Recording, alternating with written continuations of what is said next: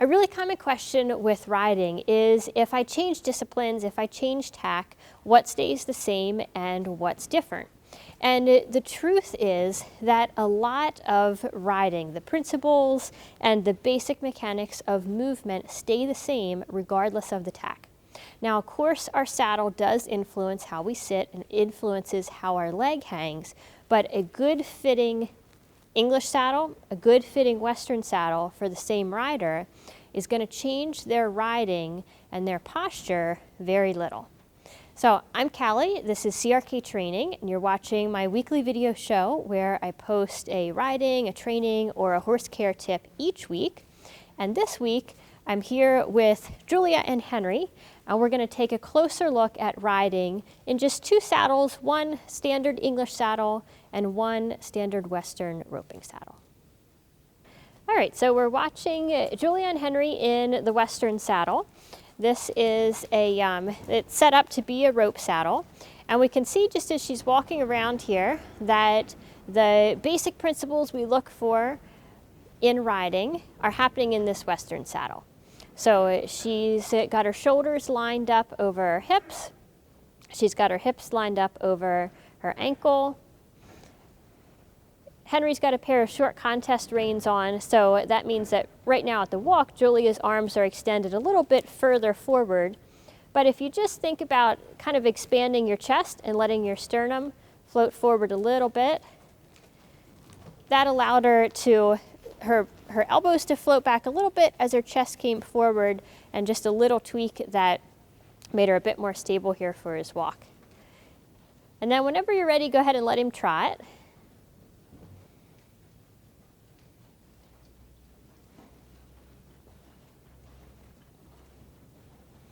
So here Julia's in the posting trot, and contrary to what a lot of people believe, you can do posting trot in a Western saddle. And when we switch to the English saddle, we'll see that the mechanics of it look very similar. So as she's rising, her hips are swinging forward and up, and we can also see as she's rising in the trot that her knees are going forward and down. So she's going with the movement of his back. So here now Julia's in the sitting trot. The same thing, her legs are hanging under, so her ankle's over her hip. We see her legs nice and soft, so she's not bracing in her leg. And the movement is more of an up and down. So the movement for the sitting trot is almost like a little jump and a bounce with the horse so that the rider's back stays stable.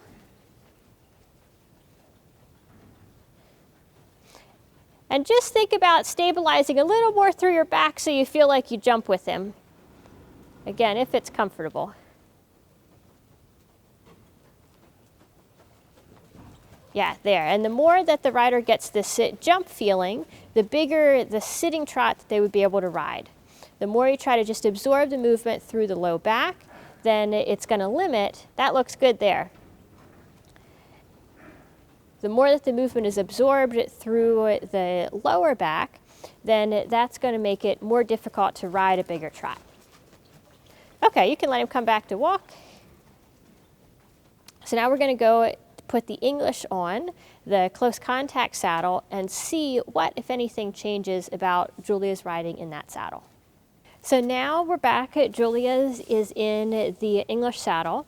And if we even just start by looking at the walk, we can compare it to when she was in the Western saddle, and we see that there's really not a lot of big changes in the basic way that she's sitting on the horse.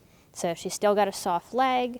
Actually, between these two saddles, we have a pretty similar stirrup length right now. The way that her seat is in the saddle, so if we think of the way that her pelvis is sitting in the saddle, is very similar. And she's still thinking about having the full back, the open chest. And then go ahead and take it up into a trot.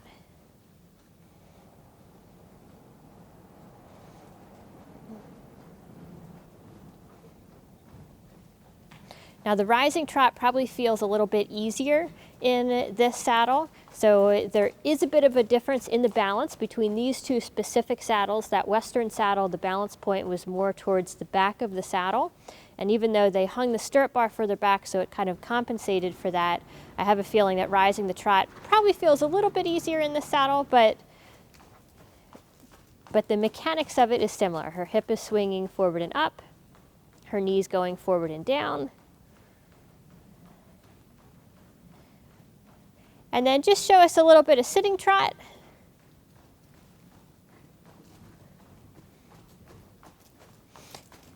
And same thing here in the sitting trot. Just think about stabilizing through your back so you feel more of the sitting trot coming all the way up through your helmet.